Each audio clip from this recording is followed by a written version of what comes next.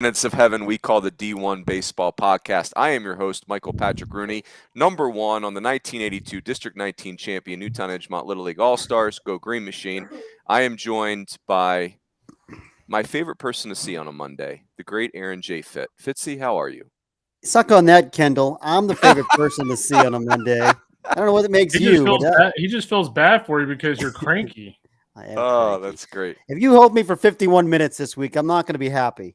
I've got a 9-point agenda that may or may not have a PowerPoint attached to it. We are ready to go. Kendall, how are you? I'm doing well. Awesome. Good to see your face as well. Boys, our jubilation this evening is brought to us by our good friends at S2 Cognition, the leading sports science cognitive tech platform that gives players visibility into how their brain is wired to make split-second decisions at game speed. S2 works with teams and coaches to administer the digital S2 eval, measures a player's millisecond reactions, such as their ability to swing on time, make contact, their level of self-control to not chase pitches, anticipation of pitch location to swing at the right spot, and more. The results are detailed in a personalized S2 score report, giving athletes and teams insight on how to practice more efficiently and get better, faster. The report also is being used for drafting, recruitment purposes across both the NCAA and MLB clubs. Right now, S2 works exclusively with clubs and organizations, but be on the lookout. The eval will be more broadly accessible to individual athletes over the next year. Boys, I'll tell you what, S2 Cognition, if they can solve this, they're going to be billionaires. I play golf 5 times a year. I love it. Someday when I'm retired, I'm going to play 158 times a year. Don't tell Jenny.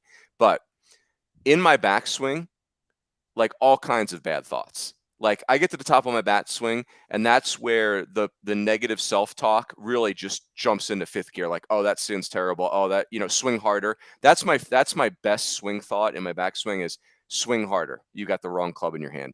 Which, by the way, Kendall, at the top of your backswing, that's not the time for that discussion. So there you go. Okay. S2. If I'll take your word for it. I'm not a golfer, so I will take your word for it. Whew. Fitzy, by the way, over under on your hole-in-ones. The golf season is upon us. What do you think? How many got in you in 2022? I mean, I'd say the over-under is 1.5, and we're I think the smart money's on the over. I've already got one. Oh, so it was 1 in 21 and 1 in 22. That's right. Interesting. Okay, cool. Fitzy, you weren't here last Thursday. You were gallivanting with your Star Trek convention or whatever you were doing on Zoom. And me and Kendall were just in the college baseball weeds. And the great Patrick Ebert, joined us. And I failed. Riley Rogers kindly asked me for a nickname so she could be entered in the home run competition this year. And I just struggled. I couldn't Smith Klein, Spring Klein. I was all over the map. And Peebert, just out of nowhere, drops a Clutch Rogers on us because the scouting report on Riley is that she is an RBI machine. So anyway, it's a long way of getting to this. So, Fitzy, you and I are very heavily invested in the Waves this year, the 10U Waves. And when we ran the Bells off the field in game 1 of the doubleheader, there were some great messages like, take that, Bells, get out of here, Bells. Like, we were like, we're done with the Bells. Kendall, what happened in game 2 of the doubleheader? Can I get a Waves update? So it was one of those games where they were up, I think 2-0 from pretty much the entire game. In the last inning, it was a little hot, a little steamy. It's late spring in Texas, so it was like 92 degrees and 185% humidity. And the girls might have played a little iffy there in the last inning, and the other team tied the game. Somebody might have sneezed on them, and maybe that will cause you to lose command of the strike zone. I was going to make a wisecrack at Stanford's bullpen or something, but anyway, that is great. That's it was a very sneezy moment, to say the least. Yeah, well said, well said. So there you go, Fitzy, the great Patrick Ebert to the rescue, and Riley Rogers has an incredible nickname. That was a good name, though. Yeah, I love it's like how Patrick's such a natural. He was great. Do you want to know where it came from, Fitzy? Clutch Rogers? Yes. I mean, I thought it was just self-explanatory. She's clutch. Well, that is correct. The other side of it is Patrick referenced a great sitcom from the 80s, Buck Rogers. That's where he was going. So it was tremendous. Oh my gosh, I see you, Brenton Dufresne. We got people in the chat. What else do we want to cover before? Yeah, let's do some of the chat questions really quickly. So Brenton is in here that Tulane not dead yet. Well, they're dead to me. Just kidding. Boys. Tulane, you mean? Tulani, I was 2-8 in the picks last week. 2-8. Oh. I haven't looked. I don't think I did all that great. I think I was like Nobody did. 500 It or was maybe like a game bad. over. Yeah, it was bad. Bad week. You know, I was just looking at the American today. It's still kind of a weird league. Like I still think they probably at the end of the year will get a second bid. But I mean, right now you've got Houston with like a mid-80s RPI. You've got UCF, who's a game out of first place with like a 90-something RPI. I mean, right now in Tulane, I think it's at 57 or 58, if I'm not mistaken. I mean, so that league's actually not in great shape. I kind of feel like somebody other than East Carolina is going to emerge as a second team. But the problem you run into now is like Conference USA suddenly looks like a league that could potentially get 3 bids. I mean, you got like UTSA keeps climbing the RPI. Louisiana Tech after the weekend at ODU is climbing in the RPI. So, I mean, somebody's going to have to make a move. Yeah, I just think the American, if I'm not mistaken, the American is an 8-team conference tournament, just straight up like the Big Ten. And so it's just so hard for a favorite to come out of that. And so I think that's where the American gets a second bid is, you know, like let's say East Carolina wins the league and they're in it. But yeah, I don't know, man, it's going to be fascinating. We'll get to the Tennessee Auburn controversy. We'll get to Ben Joyce. Great questions, gentlemen. John Smith asked if Will Frisch will come back to OSU for another year. That's a good question. I don't know. I haven't asked any scouts about that, but that's do we even know if Frisch had Tommy John, or is that still not? I think it's still in the hush hush, but I would think he's back. Yeah. It's always a tough call. Like if you get the surgery, is it better to rehab on a campus or not? You know, how you feel about academics matters there. So no real answer on that. Yeah, and I think it's different if you've established yourself as a guy who's ready to go, play pro ball and make some money. I mean, it's to me, it doesn't make sense to sign for $5,000 just to go rehab. Like if but if you got a chance to make some money and give yourself something to live on while you're scraping by on peanuts on a minor league salary. I mean, you got to have some kind of bonus, I think, to make it worthwhile. Otherwise, go back to school. And that's the thing, like how much money would Frisch command? He's not really been like he's got to get drafted as a reliever so far. Yes. And he's undersized. I love him. I mean, I think he's a great pitcher, but I could see him pitching in the big leagues, but he doesn't check a ton of the profile boxes for a prospect. So that'll be interesting. Hey boys, I had something that struck me today. So when I was by the way, no grade on my read, my S2 read. I mean, I thought it was at least a 65. What nothing? Oh, it was good. Am I that good impressive. now that you're not even grading it? All right, that's good. Call that progress. Aaron actually did a pretty good job in your absence a couple weeks ago. Yes, he did. Did I? I don't think I did. I thought it was solid. I thought it was really good. I thought I thought you Wally pipped me, Fitzy, was what happened. I thought it was excellent. But we got to get you back in a shooter's role. You're a volume shooter. That's right. That's where you should be. So here's what I wanted to bring up to you boys. When I was at Arizona State coaching, and that's when Dave Van Horn and Rob Childress were at Nebraska and just like going from last place to first place in the Big 12. And every player they recruited was a left-handed hitter. They only recruited left-handed hitters. And so when I married Jenny, we were still at Arizona State. I told her, if we're going to do a prenup, here's the prenup. If we have kids, which we don't, and they hit right-handed, I get everything because that's your fault because my kids will not hit.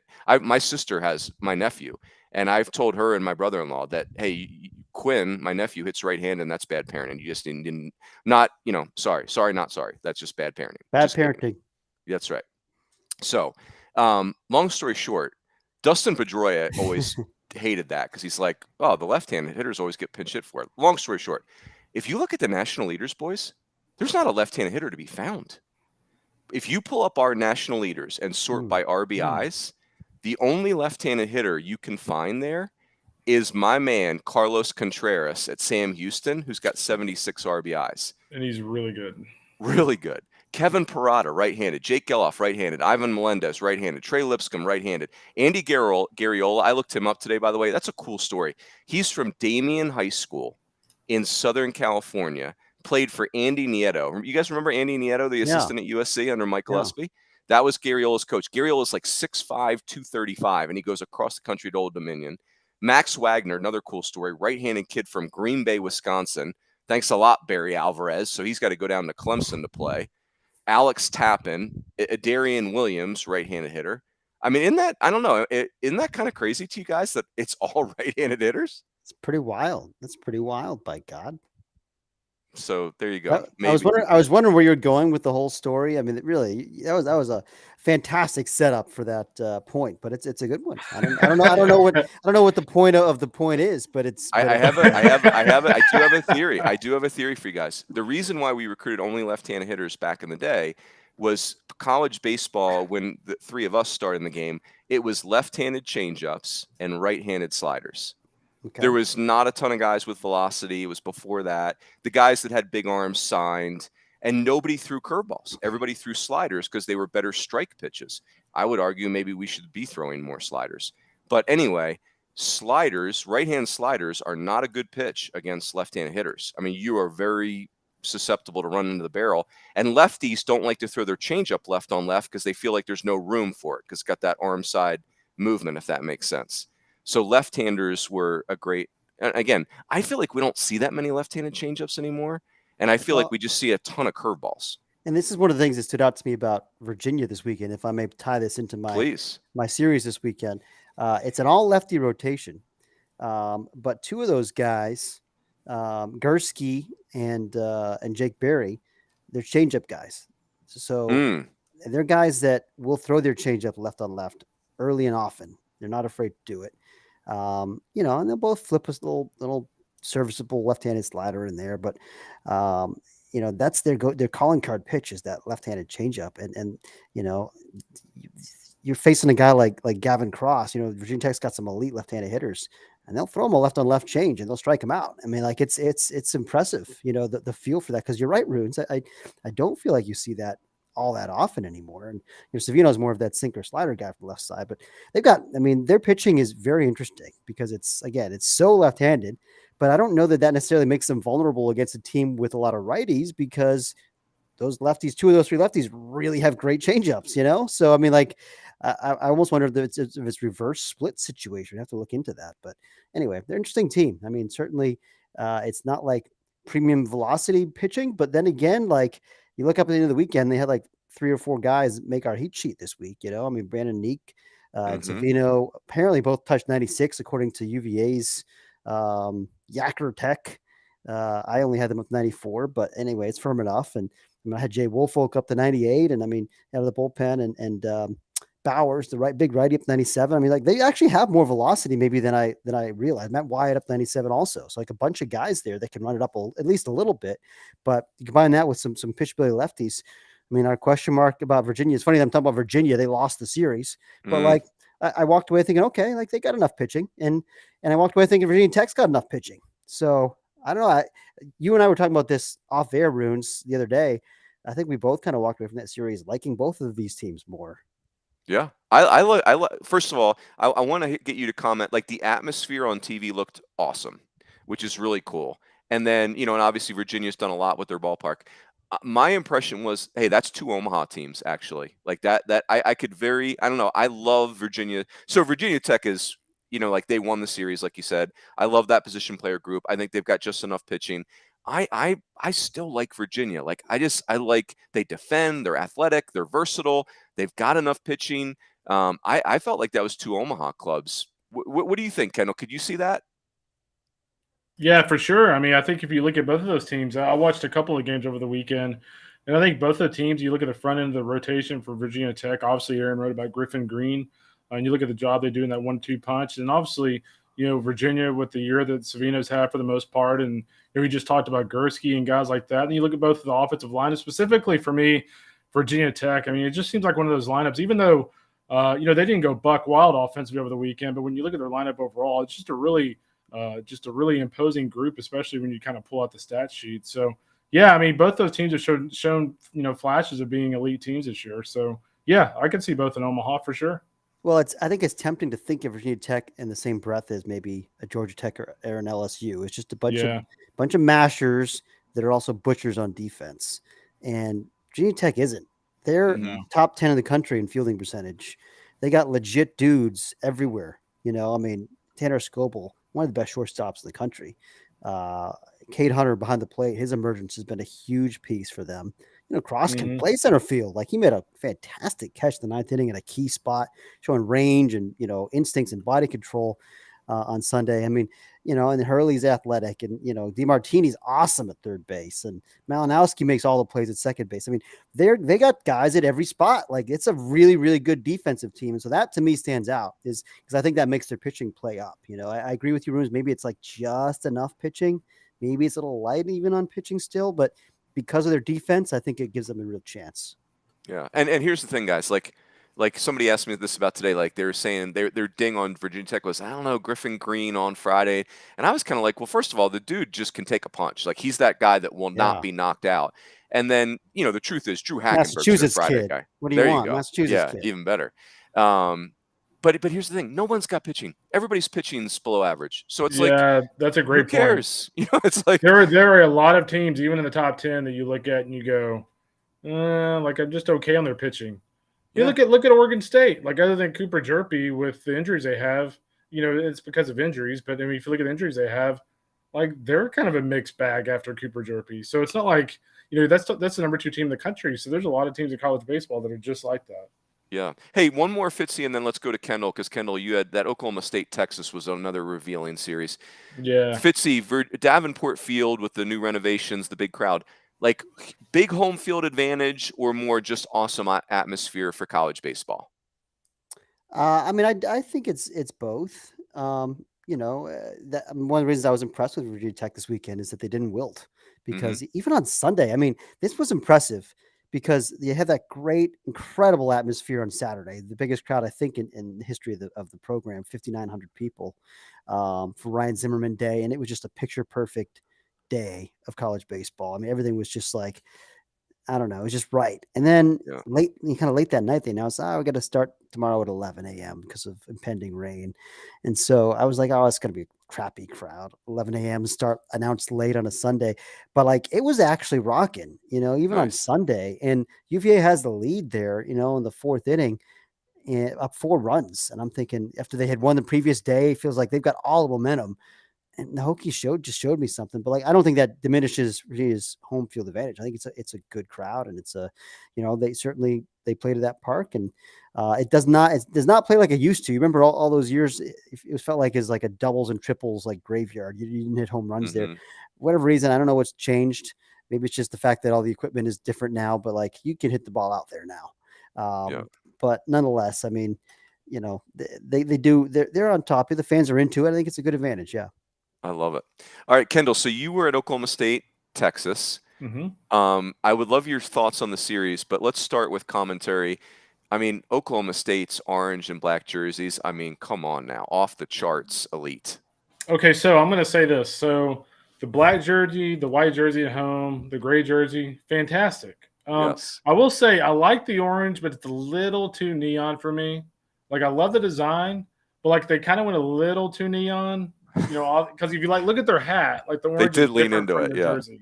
They leaned into it. I liked it. I like how they leaned into it. If you're gonna go, if orange is gonna be one of your colors, like go all in. Yeah, that's right. Yeah, I mean it's very neon, but you know it what? Is very neon. When you play like they do, you can wear neon. The black jersey though that's like I'm waiting for Robin Ventura and Inky to hit. Yeah, the new home one with the pinstripe and like the kind of the cowboy font. Yeah, that's good too. I call it. It's kind of it's great too. But my takeaway was it was kind of interesting, guys. After seeing Arkansas against A&M 2 weeks ago, it was really interesting to kind of compare Oklahoma State to Arkansas. And I tell you what, obviously I like Arkansas's bullpen better with Brady Tigert at the back end. But I'm not so sure I don't like Oklahoma State better overall as a team right now. I think when you look at Oklahoma State, they look a lot more comfortable with Griffin Dorsey in the lineup. They look a lot more comfortable offensively and defensively with Rock Riggio in the field. Josh Holliday told me Friday that just getting Riggio back in the field makes a huge difference for that team. You could see it on that carpet at UT on Friday. And then Marcus Brown does a really nice job at the middle. Zach Gerhardt was terrific defensively and offensively. And if you look at the players throughout their lineup, David Mendham had a couple of home runs over the weekend. Nolan McLean had a couple of home runs over the weekend. I mentioned Dorsey had a big weekend. So the middle of that lineup is strong. You look at the top with guys like Earhart and Rock Riggio, you can buy stock into that. And then you look at the pitching staff, Justin Campbell, looked excellent for a few innings. And Texas started to hit him a little hard. They kind of forced him to throw the fastball a little bit. He started missing his slider command. So they started hitting that fastball pretty hard. But you know, for the most part, I mean, he looked like an All-American. The stuff was All-American like stuff, except for about one inning. And then when you look at Saturday, you know, we've talked about it so many times already on the podcast, but just the rise of Bryce Osmond. He's continuing to pitch at a very high level. The one concern for me, and we just kind of talked about it, we were mentioning Griffin Green and Virginia Tech and Virginia, is the third starting spot in the rotation. I mean, when you look at Oklahoma State, if they want to compete for the national championship, get to Omaha and things like that, somebody's going to need to emerge. And, you know, Victor Medeiros, I get it. He left the game with an oblique injury, but he wasn't pitching well when he left the game. And so they just need somebody to be consistent at number 3 spot. And perhaps it could be Medeiros, but he just needs to be better. And, you know, the other thing I will say, you know, I'm not so sure I liked all the arms Oklahoma State had out of the bullpen, but I did actually really like Roman Fansalker. You know, Aaron's written about him a couple of times. And, you know, it's such a funky arm angle. And when a guy's throwing, you know, 94 to, you know, 96 with that kind of arm angle to go along with that slider, then you look at Trevor Martin with the fastball and slider, that's a really good 1-2 punch. So I really liked what I saw from Oklahoma State. Granted, it's a 1 weekend snapshot, but they look like a national championship contender to me. Yeah, and Fansalker, it's elite. You know, the metrics, the run. Yeah. I mean, it's off the charts. The horizontal break, I think they call it, and this, you know, this super high spin rate. Or it's just like on the slider. I mean, it's just a really good package of pitches from a funky slot. He's a real weapon. Yeah, and I think to your point, Kendall, it's like they've got options. Like, I know not everybody's numbers are great, but think about the depth of the Oklahoma State pitching staff, right? Like, I don't know who this Ryan Bogus character is, but his numbers are great. Then you got Fansalker, you know, Cale Davis is Trevor Martin, Huey Morrell, McLean can pitch. You know, Mitchell Stone has struggled just like Medeiros, but they've got some things. Dylan Marsh has done a nice job. They've got some things they can figure out on Sundays. Yeah, Griffin I think Dorsey, by the way. Oh, go ahead. You finish your thought, Kendall. Well, 2 thoughts real quick. I mean, as long as Riggio can stay healthy the rest of the year, I absolutely love him. He was my preseason freshman of the year in that league. Easy to see why. What an exciting player. And the other thing, you know, we've talked about this before, but Griffin Dorsey, the thing I love about him is, you know, during BP, you're looking at a guy hitting bombs with blonde hair, you know, kind of a mullet looking thing. And like, you know, if you're just going off perception, your perception is, okay, he's just going to go to the plate, just hacking away. Dude, he's not a hacker. Like, he actually has a really good approach. And when he connects, it is absolutely launched. So, you know, that's a really interesting package when you look at just his mature approach to go with that kind of raw power.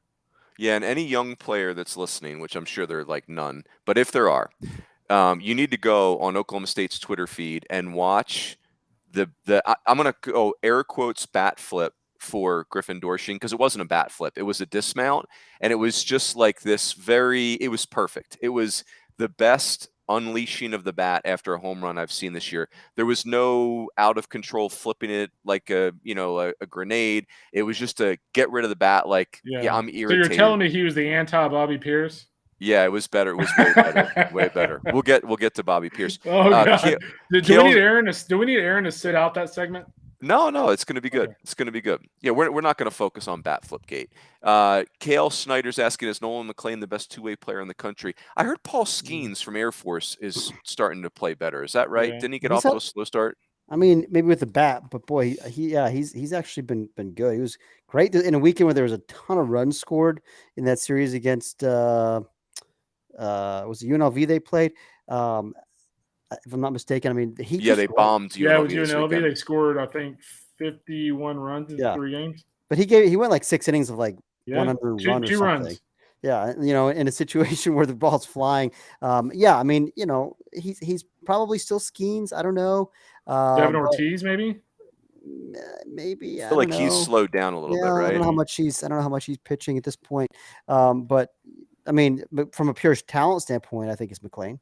I mean, his talent is absurd. I mean, it's like, did you see him pitch this weekend? I guess you did not, right, McLean? I don't think I did see him pitch. I think it was Fansalker and Trevor on Friday. Yeah, I mean, Zach Neto's only got 3 appearances this year from Campbell. Yep. Yeah, I mean, I don't know. I mean, it's like, my understanding is McLean, I've never seen him pitch, but I mean, Rob Walton told me he was like a mid to high 90s guy in the fall with like a 90 mile an hour legit slide piece, and it's just like kind of absurd stuff. And he sounded like they developed some trust in him at the back end. We know he's super strong. I mean, he's the most talented 2A guy in the country. I'll answer it that way. Yep, I like it. Hey, boys, before we leave this Oklahoma State-Texas game, I was curious the highlights of the chat today, and I was wondering if Texas coming out of the top 25. I feel like I got pinged on that by several people. Was Texas coming out of the top 25 the highlight or like the most asked question in the chat, or what was the what was coming at us in the chat today? A lot of Southern Miss fans who were panicking. The thing about Southern Miss is, by the way, Casey Dunn continues to do a really nice job at UAB. Tony David at Sanford had a big series win over the weekend over Wofford. But, I think Southern Miss, I think once they get healthy again, they'll be fine. I mean, from my understanding, Slade Wilkes came out of the game Friday. Reese Ewing missed the weekend. He has another 2 or 3 weeks before he's back from that injury. So I think once they're healthy, they're fine. But they can't really afford too many bad losses. But, yeah, the Texas thing – the thing about Texas guys is, when you look at their resume, all of a sudden it's starting to look a little pedestrian. I mean, you have the TCU series win, but other than that, like you're kind of looking at it going, like what do I really like about this resume? And I think the thing about Texas is, when you look at the way the weekend unfolded, you look at the inconsistency of this team, and you look at the certain pieces right now for Texas, outside of Pete Hansen. The weekend rotation. Well, granted, Lucas Gordon did throw well on Sunday, so I want to give him credit for that. But for the most part, the last month, outside of Pete Hansen, the weekend rotation has been an issue. The bullpen, as we saw in Oklahoma State's 10-run rally on Sunday, is a major issue. So you've got a team who's been inconsistent and their bullpen's a hot mess. To me, that at this stage, that is not a top 25 team. Yep. Very interesting. Yeah, like Texas, like you've got a series loss to South Carolina, a series loss to Kansas State. Yeah. The Air Force midweeks was not a good look. I mean, Air Force showed up in Austin and beat you 14-2 in a midweek game. Like, how is that possible? I mean, no offense to Kaz and Air Force, but like with Air Force's Tuesday starter, they beat you 14-2. How is that? That makes no sense. So, hey, by the way, on Southern Miss, boys, I'm just brainstorming off the top of my head.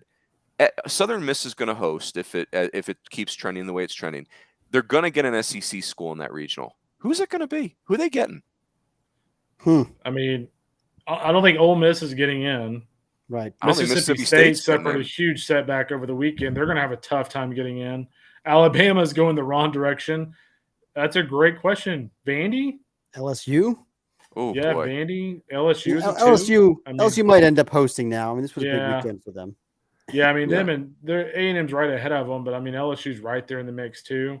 But yeah, that's a great question. Well, it's not that Southern Miss can't beat an SEC school; they certainly can. But that's what they ran into last time they hosted was 2017 Mississippi State, and that team just kind of won that regional. Hey, one thing I was going to ask you guys, I'm kind of curious, not to start a massive discussion here, but is we early in the season we had a discussion about bats. And now I want to have a different quick discussion. That's about the ball. I mean, watching the Texas-Oklahoma State series over the weekend, I watched, Virginia Tech, Virginia. I watched A&M and Vandy. Like, it just seemed like all the home runs I saw, out of maybe one of them was absolutely crushed. The others, I mean, for the most part, were kind of mishit.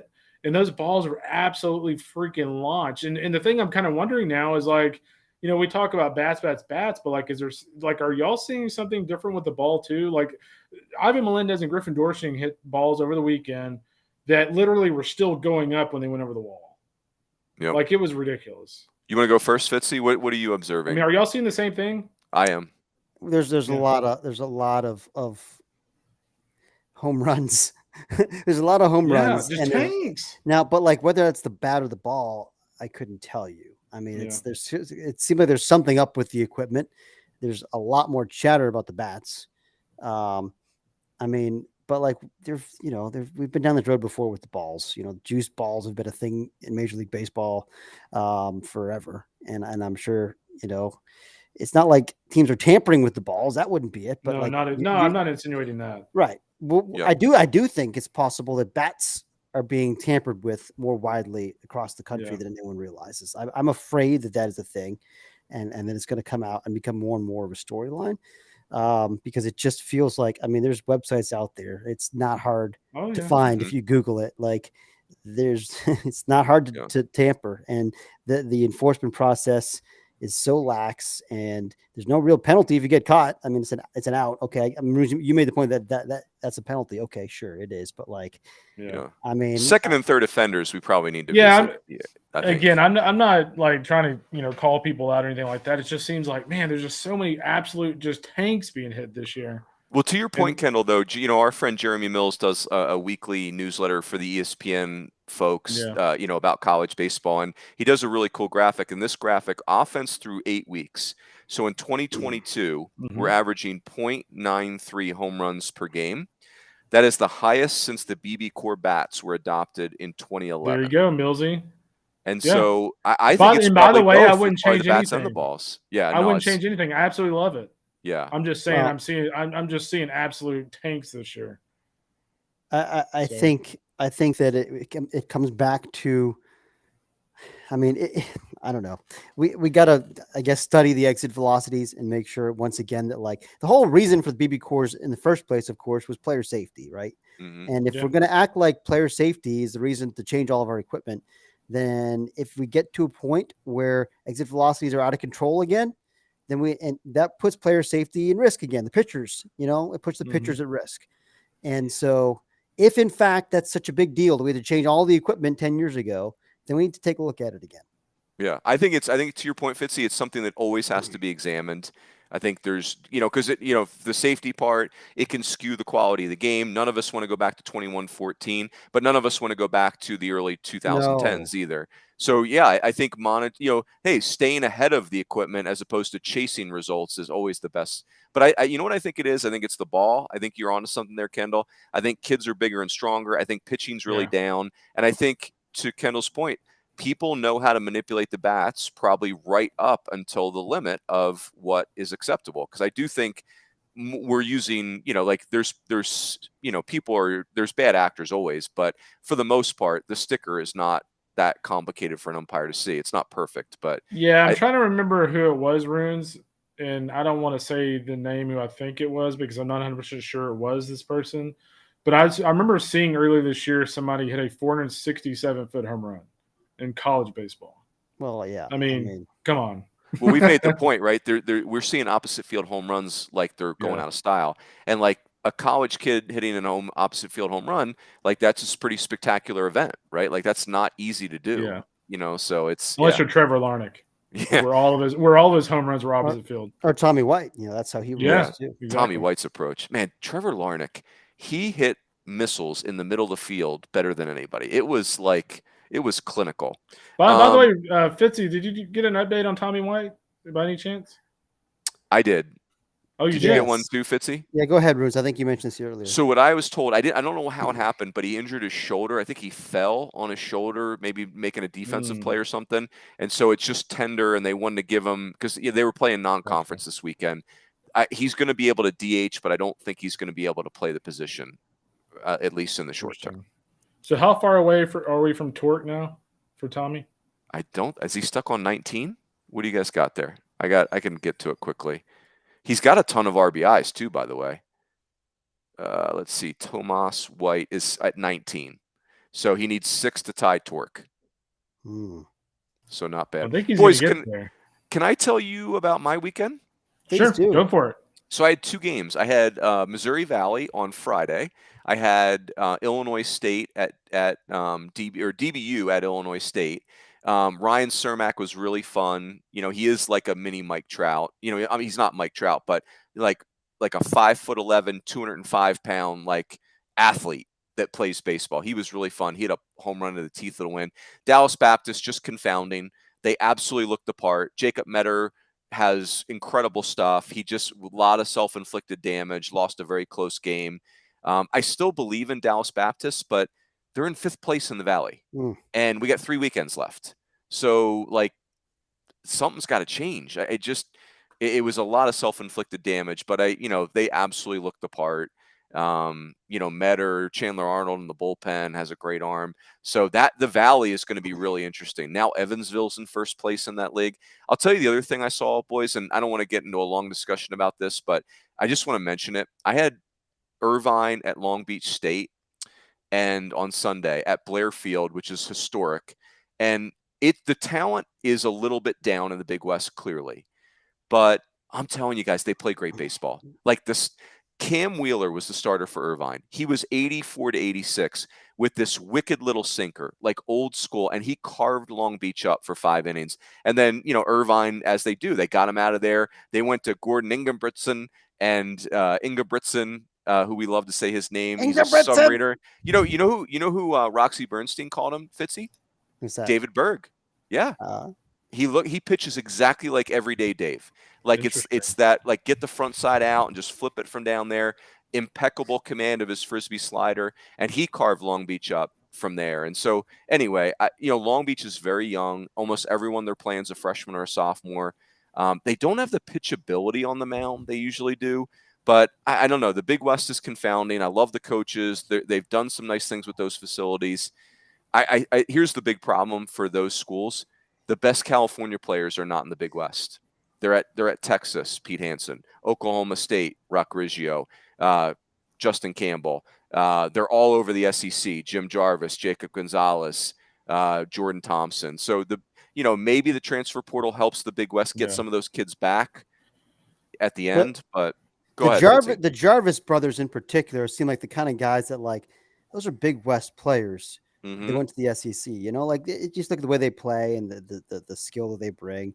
I mean, like, those guys are born to be at like a Fullerton or a Long Beach or an Irvine, and they're, Auburn instead, and it's just, they're Alabama, and it's just, it's weird. It's weird that even though, like, those aren't, it's one thing if Jacob Gonzalez or like the super tooled up, like, premium prospect guys, that's always been a thing, right? Like, but I mean, those like middle of the road, like grinder guys who are just winning baseball players, those are the guys that get the Gauchos and the Anteaters to Irvine, or to Omaha rather. Those aren't the guys that go to the SEC. And so if that's happening, then I don't know. I mean, we're in a tough place if we're the Big West.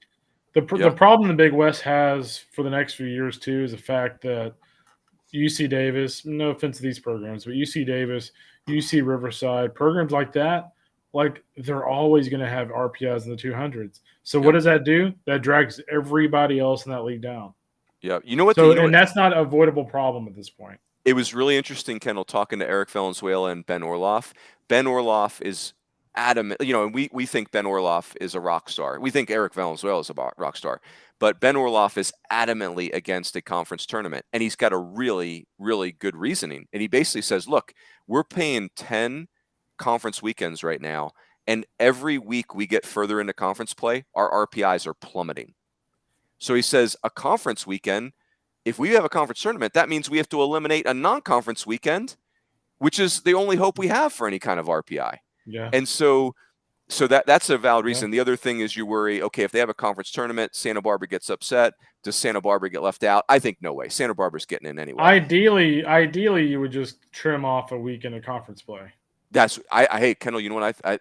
I'm where you. I would trim off 2, because if I was the commissioner of the Big West for baseball, I would say, look, fellas, a rising tide lifts all ships. And UC Davis, no offense, but there was a rumor that you were dropping baseball this offseason. So it's going to take you time to get yourself back. UCR as well. UCR was going to drop sports. Yeah. So, I'm sure recruiting was going how great. do you take those schools seriously? You know what I mean? I don't know. So that's what I think the Big West should do, is they should play 8 weekends of the season. Hey, the Big Ten does it. And then they should do a conference tournament with like 4 teams. Because give Poly or Irvine or somebody another whack at it. But anyway, it was fun to – it was like fun if you're UCSB right now, like, you're living large, because like your magic number is already 5. Over. Yeah. Like they could literally like sweep somebody next weekend and literally just play the bench the rest of the way. Yeah. It's actually a disadvantage. They'd have the championship wrapped up. Honestly, guys, it's a disadvantage for Santa Barbara, because they're not going to play a meaningful game for a month going into regionals. I don't think it's positive. So, their last month, their last like 3 weeks of the regular season will mean absolutely nothing. Yeah, it's a bummer. So anyway, I'm encouraged because I love the coaches there. I think Rich Hill is perfect for Hawaii. They do have nice facilities. Hey, here's the other thing, guys. COVID was really hard on the Big West. The Big West are the California schools with no money. and COVID was really difficult in California. You could argue the most difficult state in the country. So, that has an effect. I mean, it's like it always is in life, right? It's never one thing most often. It's the combination of a lot of things. So I'm optimistic, but go ahead, Ken. Well, the problem you run into as well is like if you're the Big West, you have to win some of your non-conference games too. Mm-hmm. You see Irvine, they lose a road series to one of the worst teams in the Big 12. They lose 2 out of 3 to Louisiana to start the year. They lose 2 out of 3. Granted, I mean, there's no bad thing about losing these guys 2 out of 3, but you lose 2 out of 3 to Oregon State. So a team like Irvine's had its opportunities. Well, yeah, They've had their opportunities. And we talked about this in the Nerdcast last week, but I mean, they're 20th in Conference RPI because they're 94 and 130 aggregate non-conference record. I mean, that's a 419 winning percentage behind the Ivy and the WAC and the Southland and the CAA and the Ohio Valley. I mean, it's that simple. I mean, more than anything else, they're not playing well enough. They're not good enough. Yeah.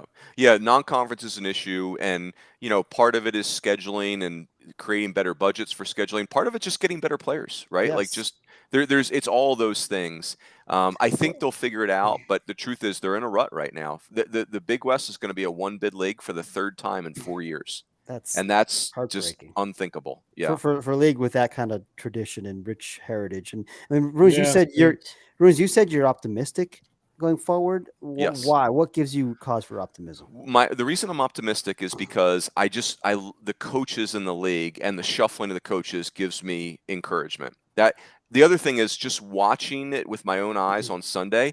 It's that unique brand of baseball that plays in the postseason. Those teams are hard to play, sinkers and submariners and hit and run and, singles the other way. Like they're unique.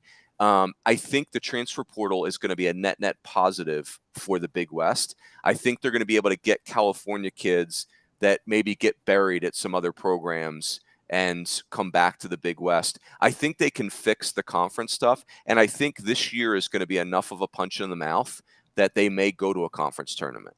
And, I think the Big West, if they go to a conference tournament, they're going to be a 2-bid league most years, just because they're going to have one really good team and then maybe another team could sneak in there. So, and it's California too. What's really hurt them too, what's going to hurt them moving forward is the fact that like Conference USA continues to get better. The Sun Belt continues to get better. So all these different leagues that really care about baseball at the mid-major level, they're getting better and better. The SoCon, it will be a 2-bid league this year. Yep. Like all these different mid-major leagues are getting better while the Big West is getting worse. So I don't really share the optimism really. I mean, I look around the country and I see the Southern and Midwestern leagues getting better and the Big West getting worse. I don't know how you flip it. Yeah, here's the bugaboo for the Big West. They don't have money. It's just an underfunded league. And here's the thing, like when these scholarship restrictions go away, if we think they are, the Big West could capitalize on this because every player in your league's an in-state player, right? Like in theory, those kids should go to college in California cheaper than other places. Now, that may actually not be the case because things in California are so expensive. But if you could fundraise well and load up on in-state scholarships, maybe you become a more attractive. Because again, guys, think about how cool some of these places are. Go play baseball at Santa Barbara. Go play baseball at San Luis Obispo. Go play baseball in Hawaii, Orange County, Newport Beach, Long Beach. I mean, come on. But no offense. Here's what I would say to the Big West. And some of these Southern mid-majors have figured this out. The Big West, from what I understand from talking to coaches over the last couple of years, the Big West has made this effort to be more relevant in basketball. Yeah. They're not going to get more relevant in basketball at the national level. Total not going to happen. What they need to realize is what the sport they can be relevant at is baseball. Mm-hmm. And they need to kind of seize the moment on that. Because I can tell you right now, they're not getting relevant in basketball. Totally agree. Because you're right. They need the cash. Like that's going to be the difference maker is invest in the sport. So anyway, it's going to be fascinating because man, it's just like the WCC is a lot better league this year than the Big West. It's not even close. Not close. Yep. Very fair. Hey boys, let's not bury the lead. So bat flip gate, Vandy at Auburn. I don't want to talk about the bat flips. They are what they are. Hey, everyone's flipping bats. When you flip bats, they bounce. They could bounce the wrong direction. People get upset. If you flip them twice, you got twice the chances of people getting upset.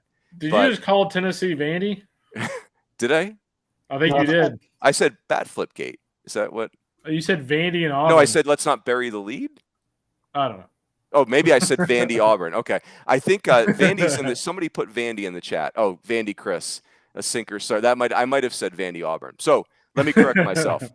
Tennessee Auburn. But I don't want to talk about the bat flips because it's fun. Sure. Just go on Twitter, check them out. I did say Vandy. That's my bad, folks. Here's what I want to talk about. I left that series thinking that Tennessee got better on multiple fronts. And I love Auburn's team. Now I'm worried about the injuries, but I want to get your guys' take. I love the way Auburn gets after it. That's the best fight Tennessee's had all year. The pitching injuries are a thing. And I think Tennessee got better in two ways, but you guys give me your comments first. I mean, my quick take is I actually came away from that series feeling a lot better about Auburn than anything else. I mean, I think if you look at Auburn, Joe Gonzalez shut that offense down in that Sunday role for Auburn.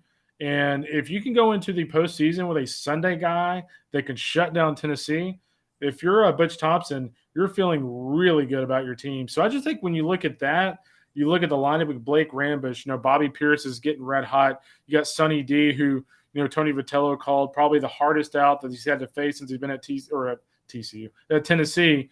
I mean, I feel really good about Auburn. And honestly, they're like the first team in a long time that we've considered like moving up after they lost the series. That's how good they look. Yeah. Fitzy, go ahead. Your takes. Yeah, I mean, and I didn't get to watch really any of this series. I just saw some highlights. So I don't have a whole lot of insight to offer. I mean, other than I agree that Auburn feels like they're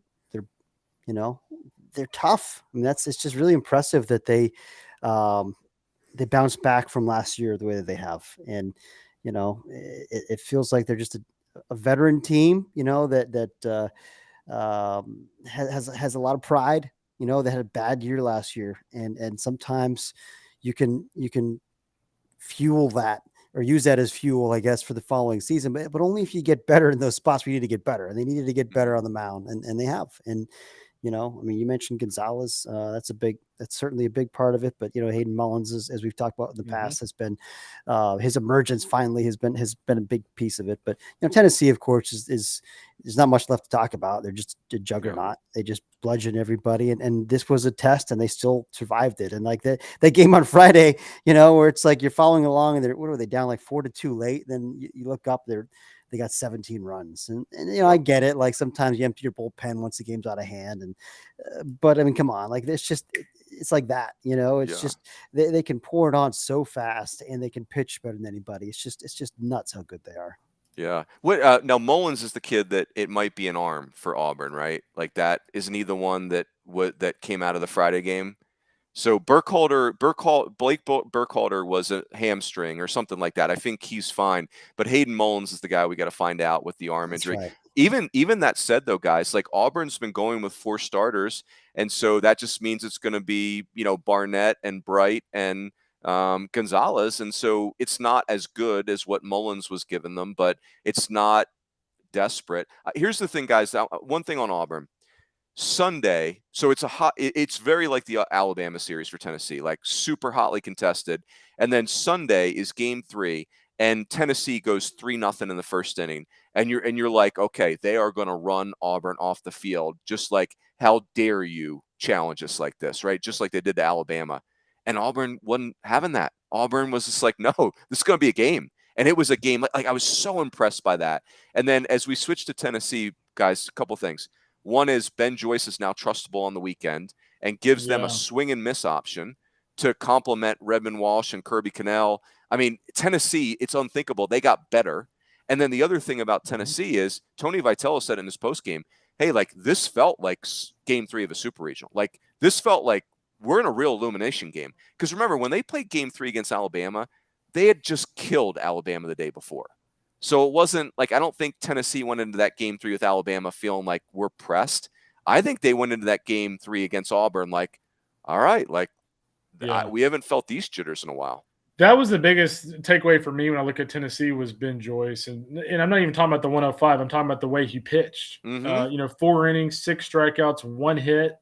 This is a guy that we've been waiting all year for Tony Vitello and Frank Anderson to kind of give the keys to the car and just let him drive and see what he can do.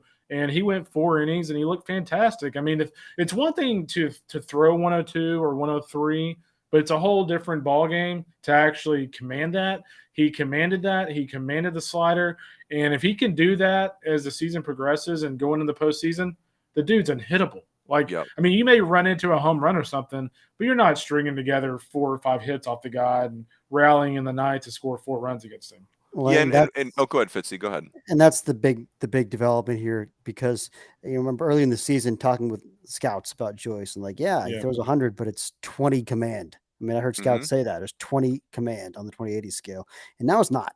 I mean, he's still not, you throw 103 miles an hour or whatever it is, 104, 105. You're not going to have premium command. Like, it's just not how that goes, but like it's playable command, and like it's not 20, and that makes a big difference.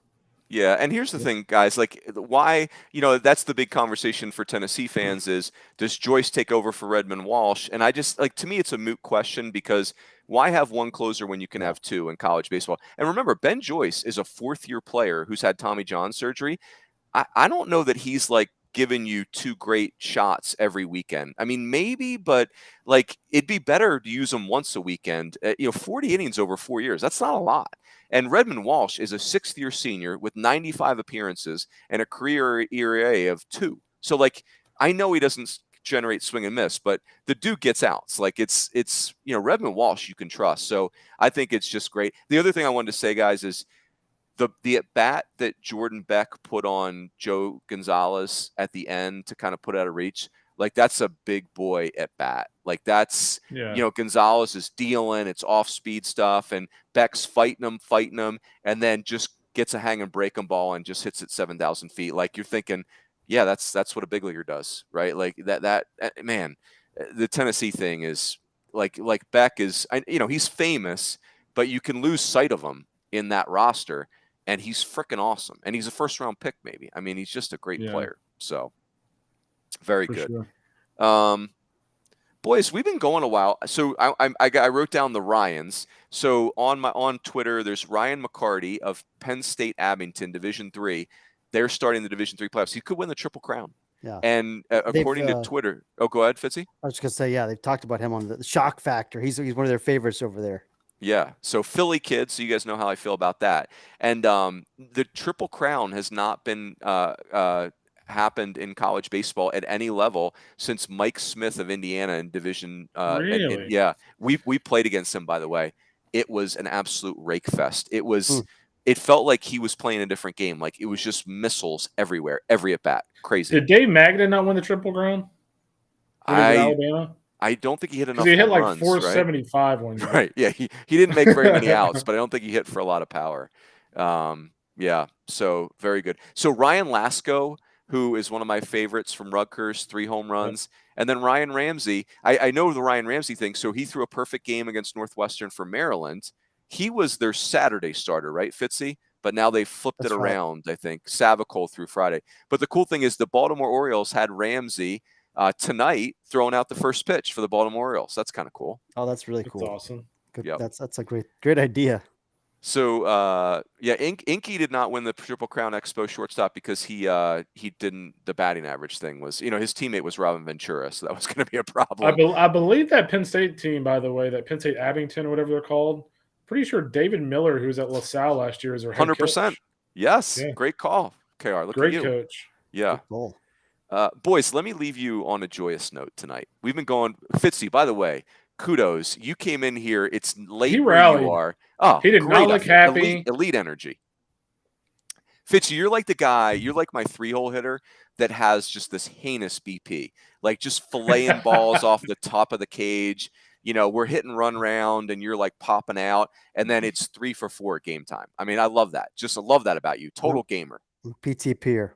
Can I actually bring up something real quick? Oh, yeah, please. Oh, God. So the other day, I'm sitting here, and I'm going to find it.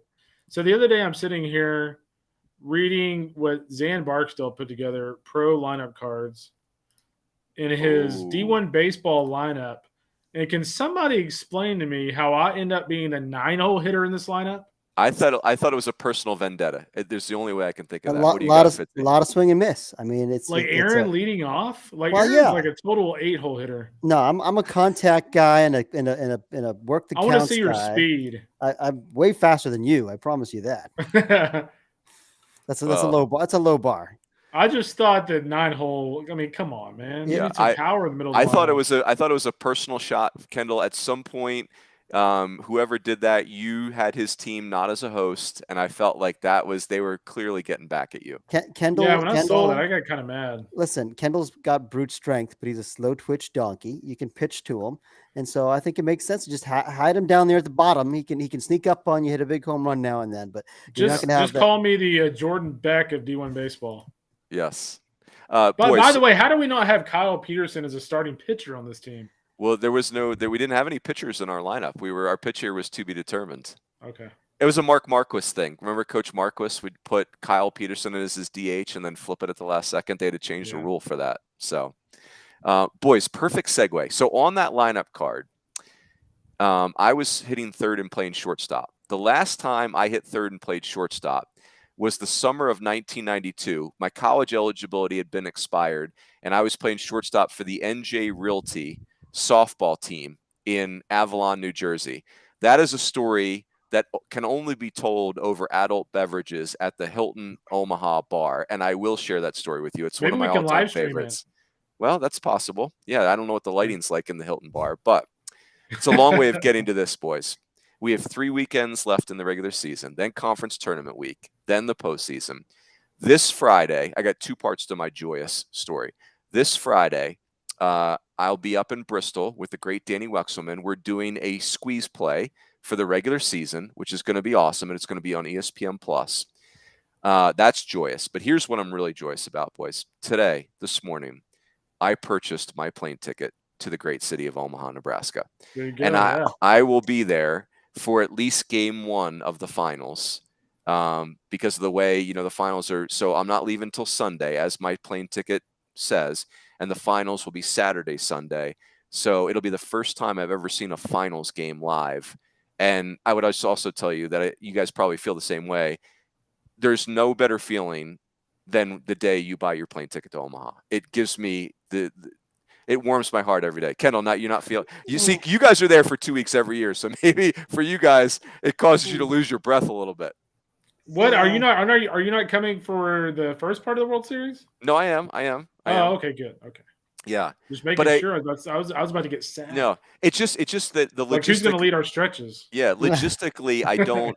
I just have to buy my ticket now because the ESPN assignments are up in the air, and then SiriusXM might go, and then obviously I want to go and support you guys, and so I'm the last couple of years I'm just in the situation where I just got to buy the ticket and kind of go with it, and so but still it pumps me up. How many years in a row for you guys going to Omaha? 2. No. Just like the pandemic's a pass. Yeah, I know. My first was 05. First, so that would be whatever. How many every year since 05? Yeah, I mean, I went to the World Series in '99 and 2002 as a fan, but then I went in 2004 for the first time for the actual job. Yeah. See, the thing I have is missed it 4 times as a player. Didn't really know any better then. Missed it 6 times as a coach. So it's like, for me, every time I get to buy that ticket, it's like, okay, I want to go light a candle in church. Like, you're just like, oh, so awesome. So anyway, I hope that never changes. I don't think it will. I love that about you, Runes. Love it. Yeah, so good. So good. Can't wait to see everybody. This guy never takes anything for granted. He's a true Philly grinder. I love it. Team Wawa, powered by Wawa. Oh, good. Boys, I think that's a good ending point. How do we feel? We good? Let's wrap it. We're good. All right, cool. So, Kendall, you will be captaining the Thursday night weekly preview. It will not be Fitzy, and it will not be me, as far as we know. So we'll have guest appearances, and that's it. That's it. If you want to move yourself up to the cleanup spot, you can, because you're running the show. You're running the show. We are self-coached, so that's right. Yeah, please do it. Please do it. Boys, it was awesome. Happy Monday. Have a great week, everybody. We'll catch those of you that join Kendall. We'll catch you Thursday night. Everyone have a great week.